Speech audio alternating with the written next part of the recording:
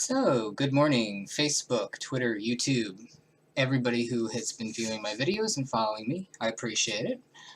Um, so it's been a couple weeks, and I've been letting all this wonderful bullcrap about the election fester and manifest itself in all sorts of snowflake weeping and...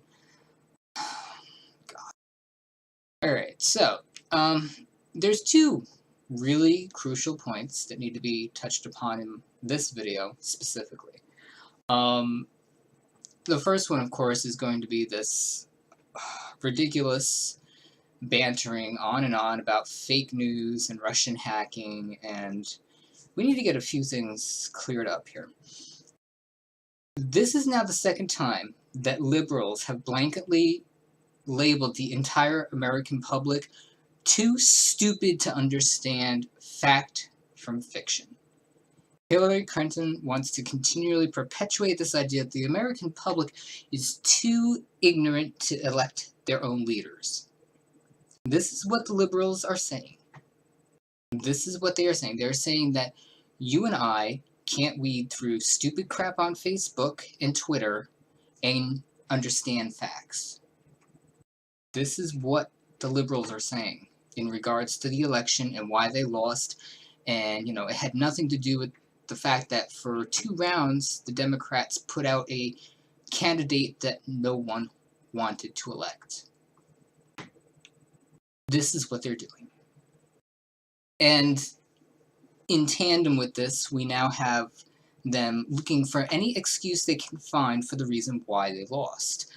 They were pushing, you know, voter registration laws as part of their problem. They were pushing,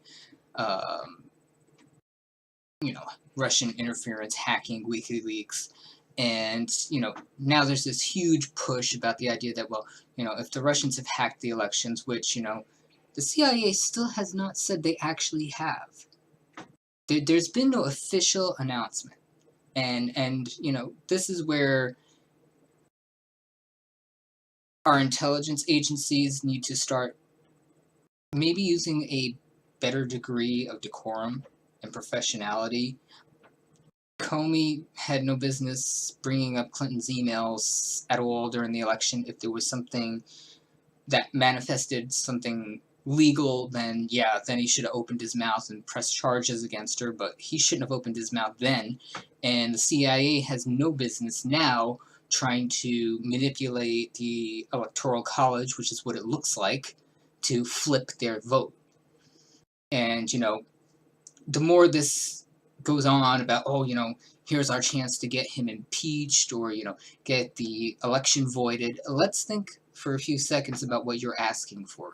And this is specifically directed at liberals and the people who, you know, not my president, you know, throw your hashtag around, be proud of yourself.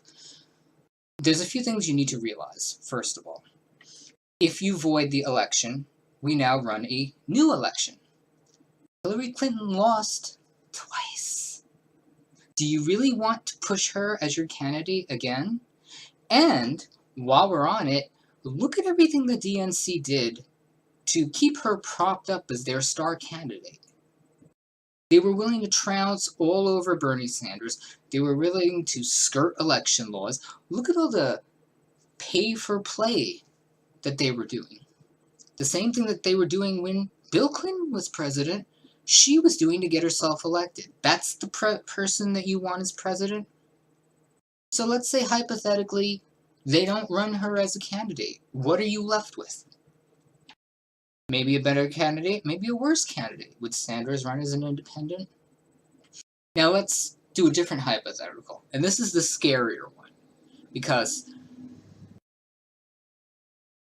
I consider Paul Ryan the devil in the pretty dress. I'd fuck the shit out of the man, but he's fucking evil. Evil as hell. He hates veterans. He hates senior citizens. He hates the poor. He's evil. Now, let's say hypothetically, nothing happens. Trump gets inaugurated. Okay? And magically, after a thorough investigation, the CIA proves that Pence and Trump and his entire campaign was in collusion with Russia. Okay, so now he gets impeached, Pence gets impeached. Look at the Articles of Succession. Who then ends up as leadership? The Speaker of the House, Paul Ryan. Paul Ryan as president, interim until there's a new election. Is that what you want? Honestly? Because by law, they can't just install Hillary Clinton. All you dreamy liberals who think that she's going to magically get this presidency handed to her by some magic default due to malfeasance or corruption, not going to happen. It's not going to happen. You need to get that thought out of your head. It's not going to happen. And frankly, at this point, why do you want her as your candidate? What do you, honest to God, think she is going to do for you? She offered no solutions to the working poor. She offered no solutions to African Americans. She offered no solutions on immigration, no solutions on terrorism. What she did offer is flooding America with immigrants that are already destroying Europe, that the CIA and the FBI have both said can't be vetted, and more than likely have fundamentalist elements in them. That's what she offered America. She offered to continue a healthcare policy that has strangled small business, that has strangled business in general. Because when you tell a part-time working person that full-time is now 30 hours, so every employer out there is now going to cap and cut your hours when you were before able to work unlimited hours. If you wanted to earn an enormous amount of overtime, work 50 hours a week as a part-timer, you could. But once Obamacare was installed, all that went away.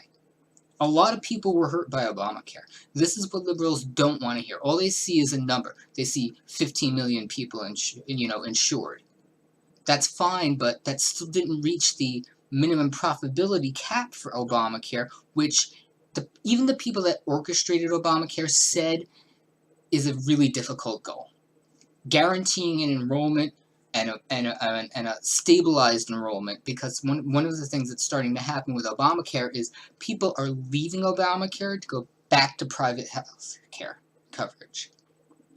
It's not everybody. And this is where all the hyperbole around, Trump repealing Obamacare, he's not repealing Obamacare. It's going to be changed. The people who are covered under Obamacare with pre-existing conditions that aren't covered by traditional healthcare, they're still going to have coverage, be it through Medicaid or some other form of coverage. They're still going to be covered. He's not going to take these people and dump them out on the street and go, oh, too bad. He's already said this. This is the problem with liberals. All they feel is their rage, and they're not listening. You never listen. You don't want to hear a valid argument. You don't want to hear the other side of the story. The whole reason why Obama's entire 8-year term has been crap is because he stopped listening. He didn't want to reach across the aisle. He just said, fuck you, I'm going to use executive authority and do whatever the hell I want.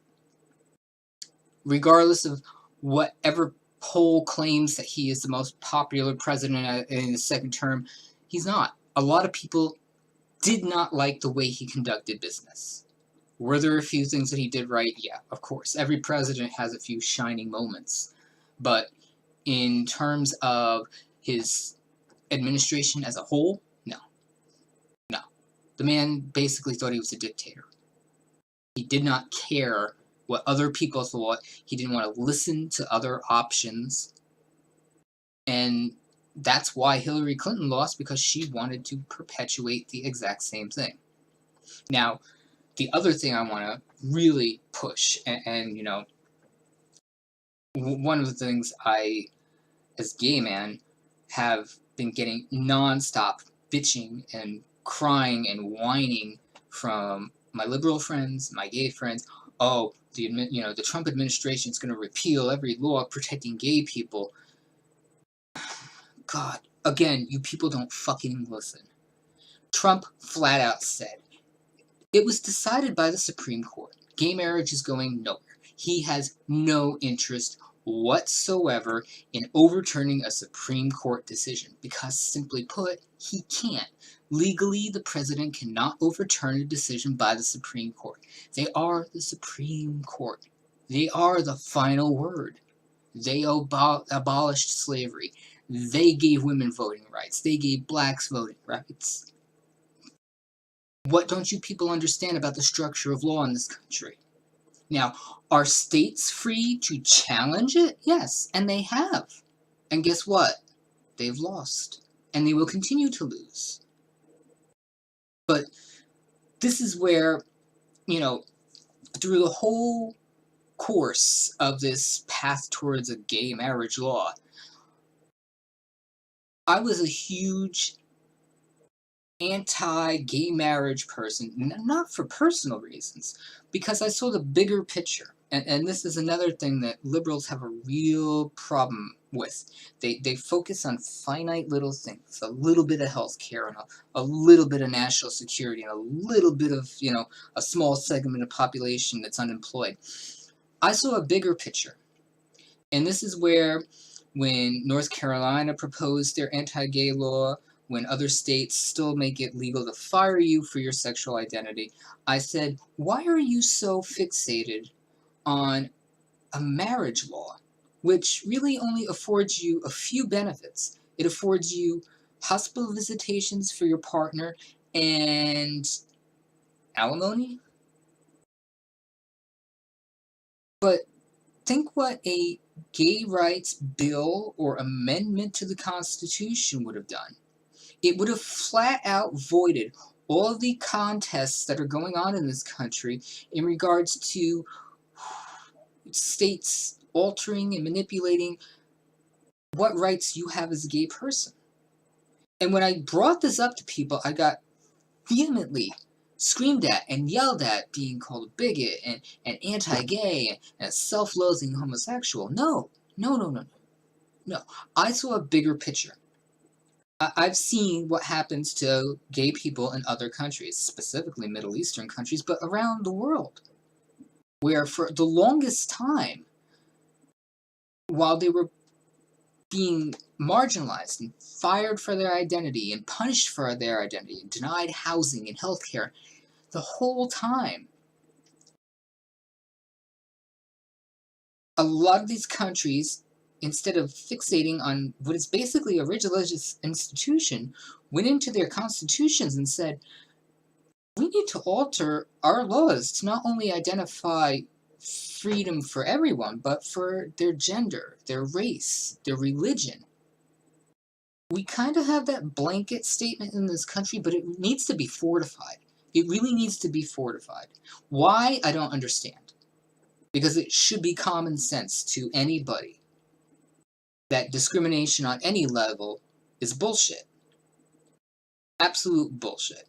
Does it entitle you to specific benefits and rights? No. And it doesn't entitle you to infringe on other people's religious rights either. And that's the other thing that always got me flack and bullshit. I personally don't believe I should have the right to ruin somebody's life because they don't want to bake me a cake. I don't give a shit. I will then go down the street to the baker who happens to be married to his male partner for the last 30 years, and I'll have him bake me a cake. Because money is the biggest influence in the world. And if you don't believe that, just recently we realized that India's been granted contracts to build American airplanes. Who was cozying up to Indian leadership real closely during his last term? And who was India lobbying very heavily? The Democrats. And if you don't believe that pay to play doesn't happen with Democrats, they've been awfully cozy with the Saudis for how long? They were also one of Hillary Clinton's biggest donors. So, I mean, we need to cut through the bullshit completely. And, hell, while we're on it, one of the other topics that really got me irritated this holiday season, only because I'm a retail worker. I work overnights. I work a night shift. And, people were, patting themselves on the back because they got a couple of retailers to be closed on Black Friday. And I'm sitting here thinking to myself, specifically, oh, congratulations to you. You got retailers to close, but that doesn't affect the millions of people who work overnights. That doesn't affect the millions of people who work in critical services like fire, police, healthcare, first responders, military. Those people don't get off for Thanksgiving. They're working. So what did you accomplish? And let's be honest, the root of the whole problem is you. The whole reason why retailers are open on the holidays, open 24 hours a day, open 7 days a week is because of you. All of you. You can't wait 2 days for a deal on a fucking big screen TV. You've got to have it now. You can't wait a day to buy milk. I remember as a kid, nobody worked weekends. Everybody was off Sunday. Not a fucking thing was open on Sunday. If you didn't go food shopping on Saturday, too fucking bad. Suck it up and eat some fucking rice. Eat a box of cereal. Now, it's a 7-day-a-week, 24-hour vicious cycle of capitalist bullshit. And the people that suffer the most are the workers. You know, not the people in the private sector, mind you, that only work 5 days a week and get weekends off and, you know, get 6 months of paid vacation and shit. The actual working people in this country that don't get overtime, get maybe 2 weeks vacation, don't get health care for the first year that they work, those are the people suffering. Those are the people, I mean, I don't know if any of you have ever worked for Walmart, but Walmart and a lot of chains work on a floating schedule system. You're not guaranteed a set schedule. So you might work until midnight the one night and have to come back at 5 o'clock in the morning to work again. You may not get a day off for 12 days. This is what American workers are going through right now. And it's a vicious cycle created by the American consumer. Plain and simple.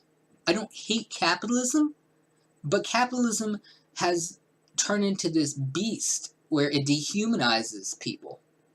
And other people are fine with this. So when you're out there doing your Christmas shopping, being a douchebag to the cashiers and the stock people and the people out on the street directing traffic, or the bus driver that has to deal with a fucking million assholes on the road that can't get off their fucking cell phone or stop bitching with their wife about where they're going. Think about that for a second. Think about the type of person that you turn into, and think about the conditions that you have created for millions of people this year, and every year, and especially around the holidays.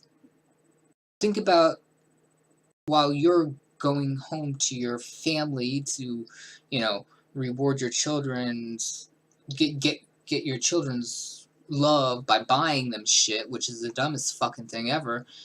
There are people working that same night, restocking the shelves and cleaning up the horrendous mess that you've turned every retail store into in your pursuit of Furbies and fucking hatchlings and whatever fucking stupid toy trend you're following to, you know, garner the love of your children.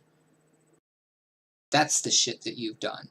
You've created this vicious capitalist cycle of dehumanization of the American working public, and you don't care. You don't care, because if you cared, you would not go shopping on Black Friday. If you cared, you would not be shopping December 24th. If you cared, you wouldn't turn every retail store into a fucking sewer looking for the perfect gift. But you do, and you don't care. And that's another part of the problem in this country. You can blame Trump for whatever you want, you can blame Hillary for whatever you want, but what it boils down to is the complacency and the malfeasance and the total disregard for each other in this country has reached an epic proportion. We no longer talk to each other. We no longer work on our problems together. We don't do shit in this country. We leave it up to other people, and when it goes wrong, then we cry and bitch and protest and burn shit and loot. It comes down to us. I don't go shopping on Black Friday. I never have. I don't go destroying stores the day before Christmas. I don't follow trends. I stopped giving gifts to most of my adult friends by the time I turned 18. It's stupid. It's pointless. What are you accomplishing? What are you accomplishing? Do they love you more? Do they treat you less like shit? Are they less likely to cheat on you? Do your kids actually interact with you more? Because I see most kids with their faces buried in a cell phone or watching TV. The whole family unit in this country has gone to shit. This is part of it. This is exactly part of it because most people can't be home with their kids because they're out there working. So, as we head into Christmas and the new year, think about a few things. Think about the shitty environment you've created for other people. Think about how your ignorance and your total disregard for how the laws in this country work are just creating this climate of chronic dissension and mistrust and misgiving and hatred. It's just, roiling hatred. I mean, when people threaten to, you know, completely disown you because of your political views, not even that you support Trump, but just that you support the idea of free markets or the idea of an actual electoral system that, awfully oddly has worked all this time, and now suddenly the electoral college is horrible, voting rights, and it's amazing how, it's fine for everybody until it doesn't suit them one time, and then suddenly we have to tear it apart. So honestly, yeah, I'm going to end this video with a wonderful quote. I'm gonna do a little flip on it because I love Bob Barker. Bob Barker was, you know, my game show host. I watched him as a child my whole life. And, he was a huge proponent of spaying and neutering shelter animals, period. So they don't end up in shelters and you don't have abandoned animals. And I'm going to do a nice little flip on that. So this holiday season, please, America, spay and neuter your humans. Keep idiots, morons, emotionally stunted liberals from procreating. Please. If you're going to do anything this year, spay and neuter your humans. Thank you.